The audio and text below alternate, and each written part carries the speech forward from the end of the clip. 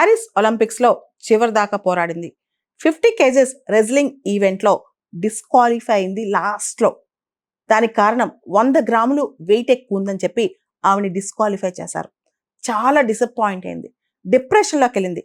కానీ ఓటమిని అంగీకరించలేదు. రెజ్లింగ్కి రిటైర్మెంట్ చెప్పి బయటకు వచ్చింది. పాలిటిక్స్లో జాయిన్ అయింది. జాయిన్ అయిన తర్వాత అతి కొద్ది టైంలోనే, నెలన్నర కూడా కాలేజ్ జాయిన్ అయిన తర్వాత ఆవిడిప్పుడు హర్యానాలో జులానా కాన్స్టిట్యున్సీ నుంచి ఎమ్మెల్యే అయింది. వినేష్ పోగట్ ఈ అమ్మాయి కథ అందరు అమ్మాయిలకి స్ఫూర్తి, ఆదర్శం. ఒక అమ్మాయి స్పోర్ట్స్లోకి వెళ్ళటమే కష్టం. ఆ కుటుంబంలో ఆడపిల్లల్ని స్పోర్ట్స్లోకి ఎంకరేజ్ చేశారు. హర్యానాలో ఆడపిల్లల్ని కంటమే ఒక పాపం.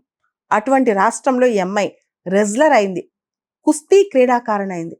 అంతేకాదు వాళ్ళ ఫ్యామిలీలో అందరూ చాలామంది అమ్మాయిలు బయటకు వచ్చినట్లే అమ్మాయి పోరాడి బయటకు వచ్చింది. తర్వాత ఈ మధ్య కాలంలో ఆ అమ్మాయి చేసిన యాక్టివిటీస్ చాలా ఆదర్శం. 3 ఒలింపిక్స్లో ఆమె పాల్గొంది.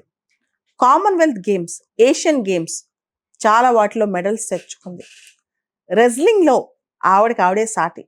అటువంటి వినేష్ పోగట్ మనం గనక గమనిస్తే ఒక పోరాట యోధురాలు కూడా.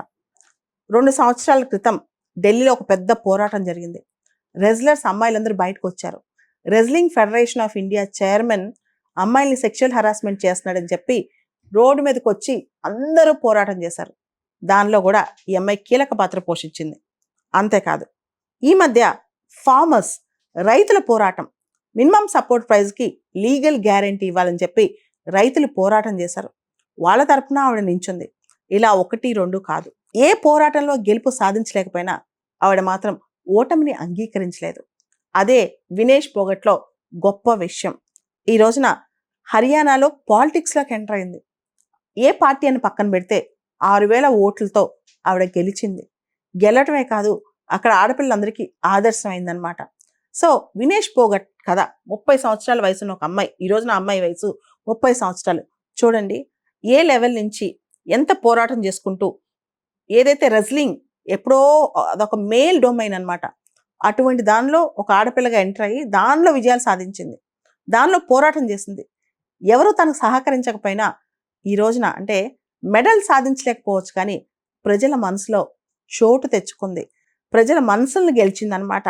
సో ఇటువంటి వినేష్ పోగట్ కథ ప్రతి అమ్మాయికి ఒక ఆదర్శం. ఓటమి అంగీకరించకూడదు, పోరాటం చేస్తూనే ఉండాలి. పోరాటంలో ప్రతిసారి మనం గెలవకపోవచ్చు, కానీ గెలుపు మాత్రమే అంతం అని చెప్పి పోరాటం కాదు. పోరాటం అనేది లైఫ్లో ఒక పెద్ద భాగం అవ్వాలి.